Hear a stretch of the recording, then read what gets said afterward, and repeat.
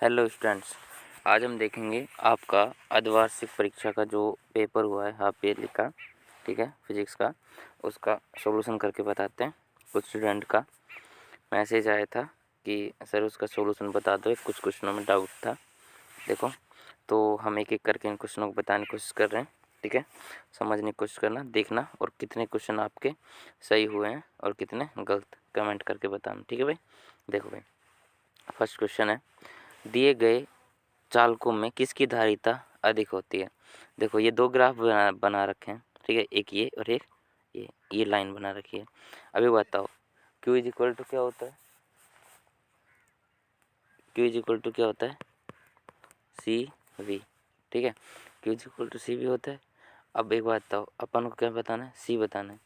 C is equal to क्या बनेगा, इससे C इज इक्वल टू बनेगा V, कहाँ जाएगा, बटे में, Q अपॉन में V, ठीक है। इससे क्या निष्कर्ष निकल रहा है कि अगर देखो V का मान जिसका ज़्यादा आ जाए, ठीक है, वही क्या हो जाएगा, उसका C क्या हो जाएगा, ज़्यादा हो जाएगा। तो देखो, यहाँ पे ऐसे ऐसे डॉट डॉट डॉट करते हैं, ऐसे ऐसे, ठीक है, मेरी बात समझना। देखो यहाँ पे समझना, देखो क्या कहना चाह रहा हूँ, यहाँ पे ऐसे डॉट डॉट करते हैं ना, ये ऐसे और ये ऐसे। यहाँ पे क्यों, यहाँ जैसे मान लो 1 है, 2 है, 3 है, 4 है, तो यहाँ जैसे मान लो ये 4 है और इसकी क्या है, B की वैल्यू, Q की वैल्यू क्या है, 3 है, तो जिसका Q का मान क्या होगा, ज़्यादा होगा, ठीक है, उसमें। और इसमें किसका मान क्या है, B का मान क्या है, B का मान इसका क्या है, कम है। देखो, Q is equal C is equal to होता है Q अपॉन में V। यहाँ पे B की वैल्यू क्या है, कम है, ठीक है, इसमें B की वैल्यू कम है और Q की वैल्यू ज़्यादा है, ठीक है। तो C की वैल्यू ज़्यादा होगी, किसकी, A की ज़्यादा होगी, ठीक है। तो ऑप्शन कौन सा आएगा इसमें, ऑप्शन आएगा आपका A ऑप्शन इसका करेक्ट आएगा, ठीक है भाई। आगे चलो, आगे विशिष्ट चालकता का मात्रक है, विशिष्ट चालकता का मात्रक है ओम इनवर्स मीटर इनवर्स, ठीक है भाई, ओम इनवर्स और मीटर इनवर्स, या कौन सा। और प्रतिरोधकता आता तो ओम इंटू मीटर, प्रतिरोध आता तो ओनली फॉर ओम आ जाता भाई, ठीक है। आगे चलो, ठीक है, तीसरा क्वेश्चन देखो, तीसरा क्वेश्चन, चुंबक, हाँ, चुंबक की प्रभावकारी लंबाई ज्यामितीय लंबाई का कितना प्रतिशत होता है। ये क्या होता है, 5/6 भाग होता है ज्यामितीय लंबाई, ज्यामितीय लंबाई का जो प्रभावी लंबाई होता है। जैसे ये नॉर्थ होता है ना, नॉर्थ, और ये साउथ, जो नॉर्थ साउथ होते हैं ना, थोड़ा सा इस साइड होते हैं, तो ये लंबाई होती है, वो तो क्या होती है, प्रभावकारी लंबाई, और ये क्या होती है, इसकी ज्यामितीय लंबाई। तो ये 5/6 भाग होती है, तो इसको अगर परसेंटेज में निकालना है तो 100 से गुना कर दो, ठीक है। तो ये आएगा 500/6, तो आंसर कितना आएगा, 6×35, 6×36, 7×42, 6×8 = 48, और फिर बचे 2, और 6×3 = 18, 33 पॉइंट कुछ आएगा, तो 83 82 है, तो 83/84, तो ये ऑप्शन आपको करना चाहिए था सही, ठीक है। नेक्स्ट चलो, μ0 ε0 का मान होगा। देखो, C इज इक्वल टू आपने पढ़ा है 1 में μ0 ε0 का अंडर रूट, और बोथ साइड क्या कर दो आप, स्क्वायर कर दो, तो यहाँ आएगा C² इज इक्वल टू 1 में μ0 ε0, ठीक है। और अगर इसको पलटते हो, उल्टा करते हो, जैसे ये तो C² की वैल्यू है, और ये पूछा क्या है, ओनली फॉर इसकी, तो इसकी वैल्यू उल्टा, इसको पलट दो, तो क्या आएगा, μ0 ε0 इज इक्वल टू, तो इसको पलटोगे, इसके बटे में 1 करके पलटो, तो आएगा 1/C², ठीक है, समझ गए ना भाई। दोबारा बताऊँ, 1/C²। चलो 1 मिनट बता दे जल्दी से। देखो मैं क्या कहना चाह रहा हूँ, C इज इक्वल टू होता है 1 में μ0 ε0, ठीक है। इसका अंडर रूट, और अंडर रूट हटाओगे दोनों साइड, चलो ऐसे कर लो, दोनों साइड अंडर रूट हटाओगे तो स्क्वायर करोगे, तो C² इज इक्वल टू क्या आ गया, 1/μ0 ε0, और अब यहाँ पे जैसे इसके बटे में 1 करके उल्टा कर दो इसको, 1/c² इज इक्वल टू, इसको पलट दो फिर μ0 एप्सिलॉन नॉट। तो इसकी वैल्यू क्या आ गई 1/c²। तो ऑप्शन क्या आता है इसका, बी आता। ऑप्शन इसका बी करेक्ट है। ठीक है, नेक्स्ट चलो भाई। किसी तरंग के तरंगाग्र की दिशा तरंग गति के लंबवत होती है। ठीक है, तो क्या आता है इसमें, जैसे ये क्या है ये समझना, थोड़ा समझना इसको। जैसे ये कोई पॉइंट, ये क्या होता है तरंगाग्र होता है।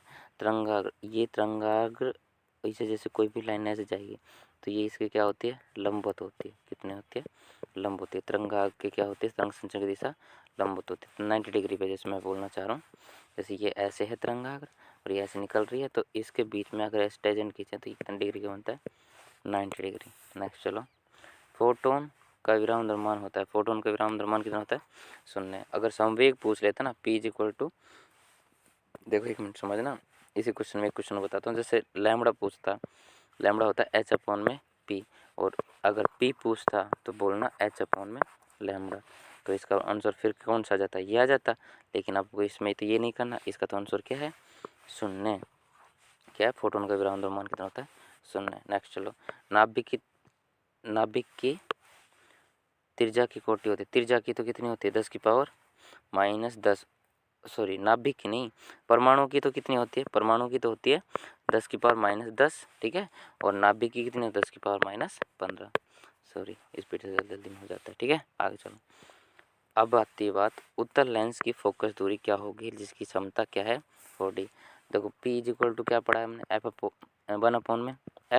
ठीक है, फोकस दूरी क्या होगी, इसमें फोकस दूरी पूछा, f को इधर ले जाओ, p को नीचे ले जाओ, तो f इज इक्वल टू क्या आ जाएगा फिर, f is equal to 1/p, और 1/p की वैल्यू कितनी दे रखी है इसमें, 4। ठीक है, 4 दे रखी है। तो अब इसका आंसर क्या आएगा, 1 में 4 का भाग दोगे तो कितना आएगा, 0 पॉइंट, और मतलब 100 में भाग देना है। रुकना, मतलब ये पहले तो क्या करोगे, 1 मिनट रुकना भाई, मैं कहना चाह रहा हूँ। जैसे 1/4 आया, ठीक है, समझना आराम से। 1/4, तो 1 में 4 का भाग तो जाएगा नहीं, ऐसे भाग देते ना, 1 में 4 का भाग देना, 4 में भाग नहीं जाएगा तो पॉइंट लगा दोगे, फिर 0 लिखोगे ना, तो 4 4 दूनी 8। ठीक है, ये भी टेंशन ही है। मैं क्या कहना चाह रहा हूँ, अपना आंसर ये है कि 4 का 1 में भाग देना, भाग नहीं गया तो पॉइंट लग जाएगी। ठीक है, फिर 10 उतारा, और 4 दूनी 8, फिर 2, और फिर 0, और 4 पंजे 20, मतलब 0.25 आया। ठीक है, आंसर ऑप्शन किस हिसाब से दे रखा है, देखो 0.25 आया ना, वो जो आंसर आया वो किस में होता है, 0.25 आता है वो मीटर में।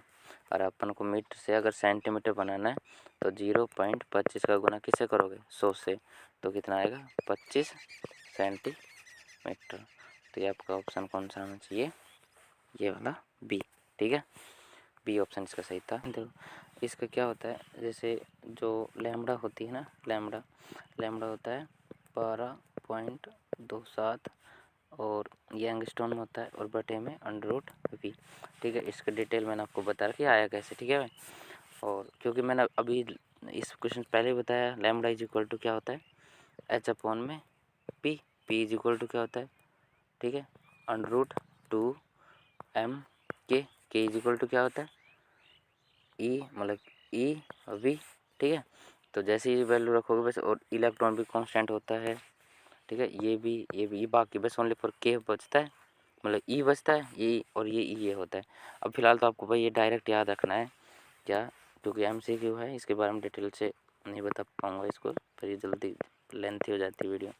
बटे में √v एंगस्ट्रॉन। ठीक है, और यहाँ पे लिख रखा है 12.27 बटे में 100 का क्या होता है, 100 का कितना बन जाएगा, 10। मैं इसको हटा के डायरेक्ट क्या लिख रहा हूँ, 10 मैंने बता दिया। अब 1 0 है तो 1 पॉइंट आगे सरक जाएगा, तो आंसर आएगा 1.227 angstrom, 1.227 angstrom. Option number B सही है इसका। ठीक है भाई, ऑप्शन कौन सा सही है इसका, बी। नेक्स्ट चलो, 10वां क्वेश्चन। एक समान आवेशित पतली गोली, क्या लिख रहा है, एक समान आवेशित पतले गोलीय कोश गोलीय कोश के कारण उसके भीतर रिक्त सभी बिंदुओं पर विद्युत क्षेत्र 0 होता है। कोई गोलीय जो कोई चालक है, ठीक है, उसके अंदर आवेश का मान क्या होता है 0, तो विद्युत क्षेत्र क्या होता है के क्यू अपॉन में आर। तो क्यू ही 0 है तो ई का मान भी क्या होगा 0। नेक्स्ट चलो, चालकों की चालकता ताप में वृद्धि होने पर क्या होती है, घटती है, ठीक है। नेक्स्ट चलो, दूसरा, विद्युत परिपथ में वोल्ट मीटर को इसमें जोड़ते हैं समांतर क्रम में, और अगर वोल्ट मीटर के बजाय एमीटर आता तो उसे क्या कहते हैं, श्रेणी क्रम में, और इसको समांतर क्रम में। समझ में आ गई बात, आगे चलो। स्नेल का नियम क्या है, स्नेल का नियम क्या है, जो अपवर्तनांक होता है, कांस्टेंट होता है, वो साइन आई अपॉन में साइन आर के होता है, ठीक है। आगे चलो, और विद्युत क्षेत्र रेखाओं को परिभाषित कीजिए, ठीक है। विद्युत क्षेत्र रेखाएं क्या होती है भाई, विद्युत क्षेत्र रेखा एक काल्पनिक रेखा होती है, जैसे मान लीजिए प्लस है और ये माइनस है, और यहाँ से प्लस से माइनस की तरफ जाती है ऐसे ही, ठीक है। काल्पनिक रेखाएं होती है, और इसके किसी बिंदु पर हम स्पर्श रेखा खींचते हैं तो उसको वो विद्युत क्षेत्र की दिशा को बताती है। इसे क्या कहते हैं, विद्युत क्षेत्र रेखाएं कहते हैं। अब विद्युत क्षेत्र रेखाएं कुछ एक दो प्रॉपर्टी भी लिख देना जल्दबाजी में भाई, 1 नंबर क्वेश्चन है, पूरे नंबर मिल जाए थोड़ा सा।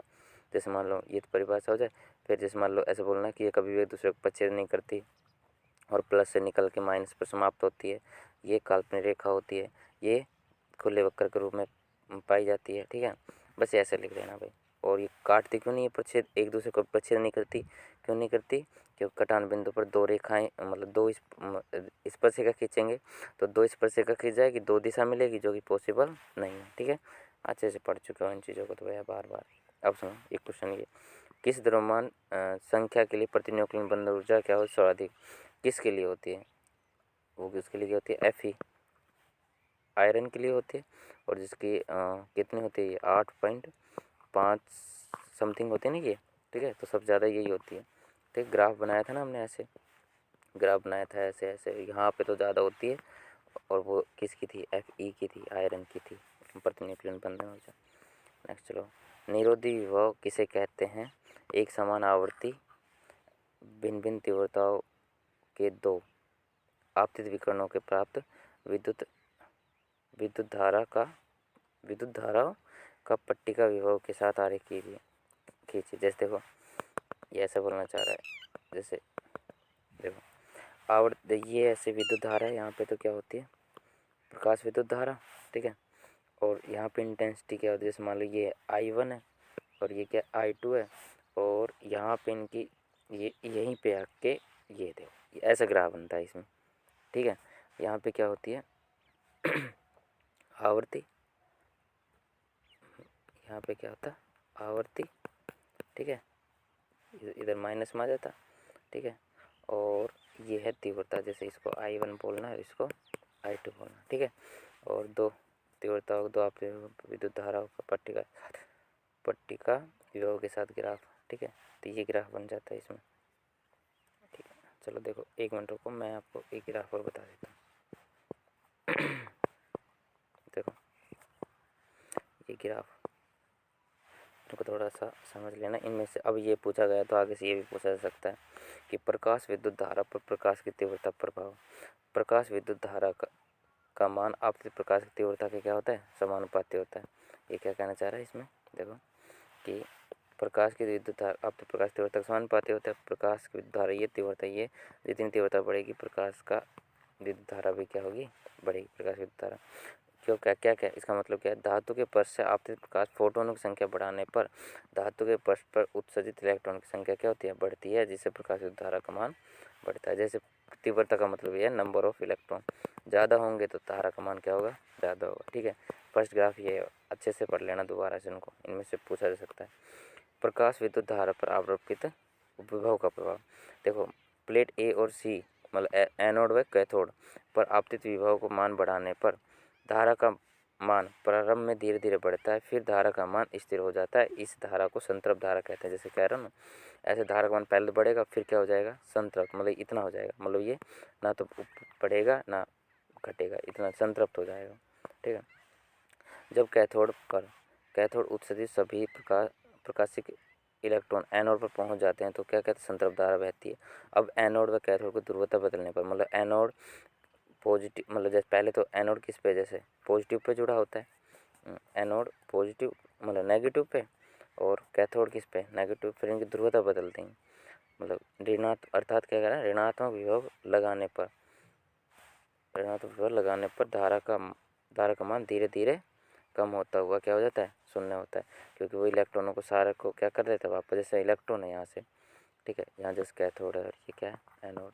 तो यहाँ से जैसे इलेक्ट्रॉन यहाँ पे जाएंगे तो क्या करेगा, इनको ये इलेक्ट्रॉनों को वापस जैसे यहाँ पे प्लस लगा दिया, ठीक है, यहाँ प्लस और यहाँ पे माइनस, यहाँ प्लस लगा दो, और इलेक्ट्रॉन यहाँ से यहाँ जा रहे थे पहले, अब क्या कर देगा, ये प्लस इनको, सॉरी माइनस, प्लस है ना ये, हाँ ये प्लस है ना, ये प्लस इसको अट्रैक्ट करने की कोशिश करेगा तो इलेक्ट्रॉन इधर नहीं जाएंगे, और वो जो पोटेंशियल हमें लगाना पड़ता है ना कि इलेक्ट्रॉन यहाँ से यहाँ ना पहुँचे, उसे क्या कहते हैं, निरोधी विभव कहते हैं, बोले तो स्टॉपिंग पोटेंशियल कहते हैं, ठीक है। तो ये लिख रखा है ना, ए व सी की ध्रुवता बदलने पर ऋणात्मक विभव लगाने पर धारा का मान धीरे धीरे कम होता हुआ क्या हो जाता है, शून्य।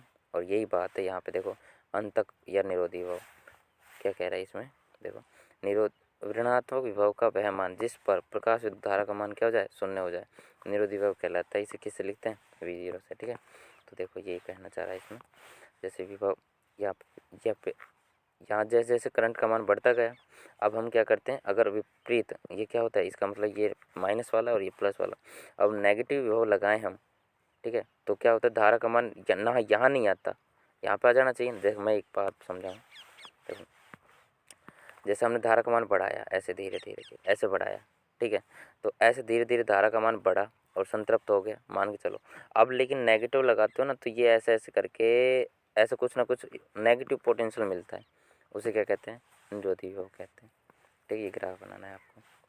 फिर आगे, निरोधी विभव V0 के कारण इलेक्ट्रॉन को कैथोड C से एनोड A तक पहुंचने में EV0 कार्य करना पड़ता है। जैसे W क्या पढ़ा है, QV, Q क्या है, यहाँ पे इलेक्ट्रॉन आ रहा है तो Q की जगह क्या आ रहा है, E, तो E भी कार्य करना पड़ता है, और V की जगह क्या आ रहा है, EV0 स्टॉप पोटेंशियल। ये किया गया कार्य अधिकतम गतिज ऊर्जा क्या होता है, तुल्य होता है। तो ये क्या हो गया, K maximum is equal to 1/2 mv maximum square is equal to EV0, ठीक है। तो ये तीव्रता का ग्राफ बना, अब उसमें जो पूछा है, ठीक है, ये I1 I2 I3 अलग अलग तीव्रता और स्टॉपिंग पोटेंशियल सेम आ गया। तो प्रकाश की तीव्रता बढ़ाने पर प्रकाश विद्युत धारा का मान बढ़ जाता है, लेकिन निरोधी विभव क्या होता है, अपरिवर्तित रहता है, याद रखना। अर्थात आपतित फोटोनों की संख्या बढ़ाने पर उत्सर्जित इलेक्ट्रॉन की संख्या बढ़ जाती है, इससे प्रकाश विद्युत धारा का मान बढ़ जाता है, ठीक है। तो ये बात हमने बताई आपको, थोड़ा एक्स्ट्रा बताया इसके बारे में, ठीक है।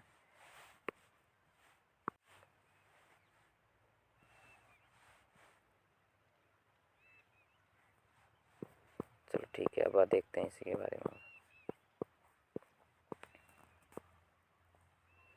अगला क्वेश्चन ऐसे ये है कि आइंस्टीन का प्रकाश विद्युत समीकरण लिखिए, इसके आधार पर प्रकाश विद्युत प्रभाव के एक प्रेक्षण को समझाइए। देखो आइंस्टीन की विद्युत समीकरण क्या होती है, देखो यहाँ पे देख लो, मैंने आपके लिए लिख दिया है यहाँ पे, ये देखिए, ठीक है। ये आइंस्टीन प्रकाश विद्युत समीकरण क्या होता है, आइंस्टीन ने प्रकाश विद्युत प्रभाव की व्याख्या प्रकाश की क्वांटम प्रकृति के आधार पर की। इसके अनुसार धातु के पश्च से आपतित फोटोन निम्न दो कार्य करता है। पहला तो क्या करता है, देखो पहला मैं क्लास में बताता था क्या करता है। पहला तो भाई आपको मान लो यहाँ से यहाँ तक जाना है और ये आपका घर है, ठीक है, तो आपको पहले यहाँ से यहाँ आना पड़ेगा, तो उसके लिए मान लो 10 रुपये चाहिए। अब यहाँ से यहाँ जाने के लिए कितने रुपये चाहिए, 20 रुपये, ठीक है। तो इलेक्ट्रॉन निकल तो जाएगा 10 रुपये में, ये मान के चलो है भाई, और यहाँ से गति उसकी कितने में, मान लो 10 रुपये और होने चाहिए उसके लिए, तो उसको दो भागों में बांटा, वो समझो। देखो यहाँ पे इसके अनुसार धातु के पश्चात फोटोन निम्न दो कार्य करता है। पहला तो क्या, धातु के पश्चात इलेक्ट्रॉन बाहर निकालने में अर्थात कार्यफलन के रूप में ऊर्जा क्या होती है, खर्च होती है। ये तो कहते हैं कार्यफलन, जो ऊर्जा खर्च होती है वो तो कार्यफलन। फिर आगे, फोटोन शेष बची ऊर्जा इलेक्ट्रॉन को गतिज ऊर्जा प्रदान, मतलब उसको गति करवाएगा, ऊर्जा ये है। तो दो रूपों में मिल गई, ठीक है। तो टोटल जो ऊर्जा आएगी आइंस्टीन के अनुसार, एक मिनट, आइंस्टीन के अनुसार टोटल आपतित फोटोन की ऊर्जा क्या है, एक धातु का कार्यफलन इलेक्ट्रॉन की गतिज ऊर्जा E = 50 प्लस में के मैक्सिमम। और आपतित फोटोन ऊर्जा क्या होती है, फोटोन की ऊर्जा E = एच न्यू होती है। ठीक है, तो एच न्यू और ये एच न्यू के बराबर रखना है बस। ई की जगह क्या लिखना है, एच न्यू। फाई की जगह अभी मैंने बताया फाई नोट क्या था, H new note. New note वो फ्रिक्वेंसी है जिस पे मिनिमम फ्रिक्वेंसी है जिससे इलेक्ट्रॉन इमिट होना स्टार्ट होगा, इससे थोड़ी सी फ्रिक्वेंसी ज़्यादा होने पर। ठीक है, तो एच न्यू देखो, अब मैंने एच न्यू को तो यहीं रहने दिया, एच नहीं ई न्यू को तो यहीं रहने दिया। ठीक है, और इसको क्या लिखा है इधर, तो एक माइनस का आ गया, एच एच दोनों में क्या है कॉमन, एच कॉमन आ गया तो यहाँ बी आ गया और यहाँ वी नोट आ गया। और यही ऊर्जा यही किसके रूप में, गति ऊर्जा के रूप में मिलती है, ई वी नोट। ठीक है, तो यही है आपके आइंस्टीन का प्रकाश विद्युत समीकरण। ठीक है भाई, इतना भी आप लिख देते तो आपका सफिशिएंट था। और ये कह रहा है कि आइंस्टीन प्रकाश विद्युत प्रभाव से किसी एक की व्याख्या करो। एक की व्याख्या ऐसे कर सकते हो कि आइंस्टीन की प्रकाश विद्युत समीकरण क्या निकली, के मैक्सिमम इज इक्वल टू, ये रहा ना, के मैक्सिमम इज इक्वल टू, देखो ये के maximum is equal to H बराबर है ना, ये के maximum is equal to H bracket nu minus nu zero, ये लिखा आपने। अब देखो इससे क्या पता लग रही है, के मैक्सिमम बराबर एच न्यू। अब ये कह रहा है हम जानते हैं कि के मैक्सिमम बराबर जीरो, मतलब कि मतलब ग्रेटर देन जीरो, मतलब ये के का मान जीरो से ज़्यादा होगा तो क्या होगा, देखो ज़्यादा होगा तो इसकी वैल्यू भी किससे ज़्यादा होगी, जीरो से ज़्यादा होगी। ज़्यादा होगी तो एच का मान इसके जीरो को डिवाइड में आएगा zero, V minus V zero is equal to मतलब ग्रेटर देन जीरो। अब एक बताओ, ये न्यू है और इसको इधर लेके जाएगा तो ये क्या हो गया, ये हो गया न्यू नॉट। अब देखो इससे ये फ्रिक्वेंसी जो प्रकाश आएगा उसकी फ्रिक्वेंसी इससे ज़्यादा होनी चाहिए, तभी क्या होगा, ये के मैक्सिमम का मान आएगा। अगर देखो के मैक्सिमम का मान अगर यहाँ पर काइनेटिक एनर्जी ना कभी नेगेटिव नहीं होती, अगर नेगेटिव आता है तो प्रकाश इमिट ही नहीं होगा, क्योंकि के इज इक्वल टू क्या होता है 1/2 mv², ये होता है ना जैसे। तो v की वैल्यू क्या होती है, आप किसी भी संख्या का आप स्क्वायर करते हो तो हमेशा क्या हो जाती है, पॉजिटिव हो जाती है। तो अब देखो ज़्यादा इसके राबड़ी बढ़ाने की जरूरत नहीं है, आप इतना समझ लेना कि v greater than we zero mu zero, तो न्यू का मान हमेशा ज़्यादा किससे होगा, न्यू जीरो से। तो यही बात इसमें बताना चाह रहा है आपको। ठीक है, तो उपरोक्त से स्पष्ट है कि प्रकाश प्रभाव की घटना की प्रकाश की आवृत्ति, ये किसकी है, प्रकाश की आवृत्ति दहली आवृत्ति, ये किसकी है, दहली आवृत्ति से अधिक होनी चाहिए। ये प्रकाश की आवृत्ति दहली आवृत्ति से क्या होनी चाहिए, अधिक। ये एक लिख देते हैं, वैसे आप इसमें एक लिखना था, आप और भी लिख सकते हो, इसी वजह से मैंने इसमें ये पीडीएफ में ऐड कर दिया। प्रकाश विद्युत समीकरण से स्पष्ट है कि आवृत्ति बढ़ाने पर उत्सर्जित इलेक्ट्रॉनिक गति ऊर्जा क्या होती है, बढ़ जाती है, क्योंकि E इक्वल टू क्या होता है, एच न्यू। ठीक है, एच न्यू, अगर आवृत्ति बढ़ाओगे तो E का मान क्या होगा, बढ़ेगा, नॉर्मल सी बात। प्रकाश विद्युत समीकरण से स्पष्ट है कि आवृत्ति बढ़ाने पर निरोधी विभव का मान क्या होता है, बढ़ता है। कैसे बताना चाह रहा है, देखो आवृत्ति बढ़ाओगे E इक्वल टू क्या करो एच न्यू, आवृत्ति बढ़ाओगे आप तो E का मान बढ़ेगा। और E क्या है, गतिज ऊर्जा, गतिज ऊर्जा को हमने क्या लिखा था, के maximum is equal to 1/2 mv²। ठीक है, इज इक्वल टू क्या लिखा था, ई वी नॉट। देखो आवृत्ति बढ़ा रहे हो, ऊर्जा बढ़ रही है, ऊर्जा बोले तो काइनेटिक एनर्जी, काइनेटिक एनर्जी के बराबर ही क्या है, ई वी नॉट, तो ये भी क्या होगा, बढ़ेगा। ठीक है, आगे चलो। एक फोटोन की अनुक्रिया एक इलेक्ट्रॉन से होती है, अतः उत्सर्जित इलेक्ट्रॉनों की संख्या आपतित फोटोनों की संख्या पर निर्भर नहीं करती। ठीक है, एक इलेक्ट्रॉन एक ही मतलब कि एक फोटोन एक ही इलेक्ट्रॉन से संक्रिया मतलब क्रिया करेगा। ठीक है, ये आपको बताइए इसने। और प्रकाश की ऊर्जा फोटोन के रूप में होती है, अतः जैसे ही पर्याप्त ऊर्जा का फोटोन धातु के पश्च प्राप्त होता है तो इसके अवशोषण से तुरंत इलेक्ट्रॉन का उत्सर्जन होता है, अर्थात फोटोन के आपतन व इलेक्ट्रॉन के उत्सर्जन में कोई समय पश्चाता नहीं होता। जैसे फोटोन है, यहाँ पे फोटोन आया, इलेक्ट्रॉन से क्रिया की, तुरंत निकल गया। ठीक है, ये बताई आइंस्टाइन। ठीक है आपके, ठीक है भाई, ये क्वेश्चन यहाँ पे हुआ। ठीक है, वीडियो भी लेंथी हो गई है, फिर भी देखो ये थोड़ा थोड़ा एक्स्ट्रा इसलिए बताने की कोशिश कर रहा हूँ आपको, थोड़ा सा ये अगर अभी तो यह हाफ ईयरली था, अगर आपकी ईयरली एग्जाम मतलब वार्षिक एग्जाम में पूछा जाए तो आप इसमें से कर पाओ। ठीक है, एक 18वां क्वेश्चन देखो जल्दी से देखो। 18वां क्वेश्चन क्या है, ये शिखर वोल्टता बतानी है। V is equal to V minimum क्या होता है, V R M S √2 2, VRMS कितना है 220/√2 और 220/3 1.414 का वैल्यू होते 1.414। इसके वैल्यू निकालोगे तो 311 पॉइंट कुछ आएगा, तो मतलब 311 वोल्ट आपका मान सकते हो इसमें, ये आपका ये आंसर आएगा। ठीक है भाई, शक्ति देने वाला बनाया गया है, तो और कुछ पूछा नहीं है, वोल्ट तो यही आएगी इसकी। ठीक है भाई, 311। नेक्स्ट चलो, एक मिनट। किरचॉफ का नियम, किरचॉफ के नियम लिखा, दो नियम है। पहला तो क्या होता है, सभी तारों का बीजगणित योग क्या होता है, शून्य होता है। और दूसरा क्या नियम है, समेशन ऑफ वी या समेशन ऑफ आई आर, सभी वोल्टताओं का बीजगणित योग क्या होता है, शून्य होता है। ठीक है, ये आप आराम से पढ़ सकते हो। विद्युत द्विध्रुव आघूर्ण किसे कहते हैं, विद्युत द्विध्रुव के कारण अक्ष पर स्थित बिंदु पर विद्युत क्षेत्र की तीव्रता ज्ञात कीजिए। अक्ष पर स्थित विद्युत क्षेत्र, ये तो मैं करा चुका हूँ भाई आपको, ये मेरा एक पुरानी वीडियो, उसमें देख सकते हो ये वाला कंप्लीट। ठीक है, आगे चलो 21वां क्वेश्चन। हाइड्रोजन परमाणु की निम्नतम अवस्था में ऊर्जा -13.6 इलेक्ट्रॉन वोल्ट है। इस दिशा में इलेक्ट्रॉन की गतिज ऊर्जा, ये गतिज है, गतिज ऊर्जा और स्थितिज ऊर्जा ज्ञात कीजिए। देखो, गतिज ऊर्जा is equal to potential energy, मतलब गतिज ऊर्जा बराबर स्थितिज ऊर्जा माइनस, ये ऐसे करना है इसको, गतिज ऊर्जा माइनस E बराबर माइनस U/2, ये रिलेशन याद रख लेना भाई। ठीक है, तो गतिज ऊर्जा क्या होगी, गतिज ऊर्जा तो यही हो गई -13.6 हाइड्रोजन परमाणु की निम्नतम अवस्था में।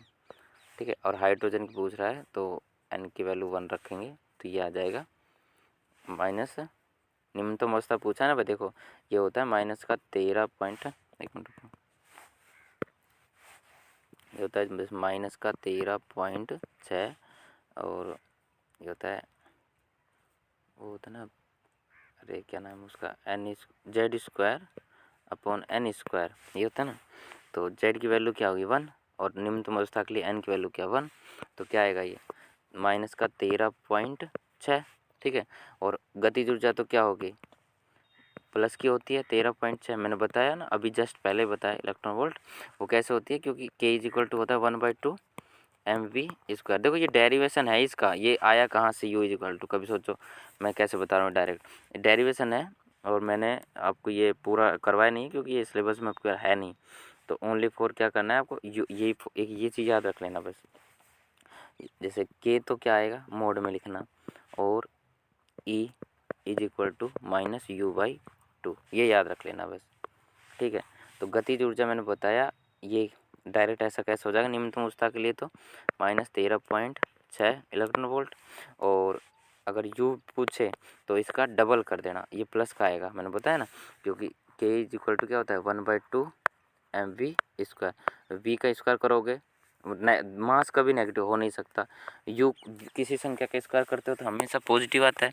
ठीक है, तो K हमेशा पॉजिटिव आएगा, इसलिए आप क्या करना है, इसका तो पॉजिटिव करना, और U का इसको 2 से मल्टीप्लाई कर दो, इसका 2 से मल्टीप्लाई करोगे ना तो क्या आ जाएगा U, क्योंकि देखो U का मल्टीप्लाई यहाँ करोगे तो मतलब 2 का मल्टीप्लाई यहाँ तिरछा करोगे तो U की वैल्यू आ जाएगी ना, तो इसलिए बोल रहा हूँ, और माइनस का आएगा, तो इसका मल्टीप्लाई मैं यहाँ पे कर रहा हूँ 2 से, तो कितना आएगा 6 दूनी 12, 3 दूनी 6, 1 7 और 2 और हाँ 2 2 एकम 2, तो ये पॉइंट आएगा 27.2 इलेक्ट्रॉन वोल्ट, इसके ये आंसर आएंगे। देखो आंसर बता दिए मैंने, अच्छे से देख लेना इसको भाई। ठीक है, ये क्या आएगा, काइनेटिक एनर्जी आएगी 13.6 इलेक्ट्रॉन वोल्ट और U आएगा -27.2 इलेक्ट्रॉन वोल्ट। ठीक है, आगे चलो, अब एक आपका क्वेश्चन है ये अर्ध शक्ति बिंदु। ठीक है, बस अब इसको अर्ध शक्ति बिंदु को फिर कभी देखते हैं। ठीक है, 21 क्वेश्चन है, पहले इनको देखना कितने सही है कितने गलत है आपके, फिर मिलेंगे नेक्स्ट वीडियो में। ठीक है, थैंक यू।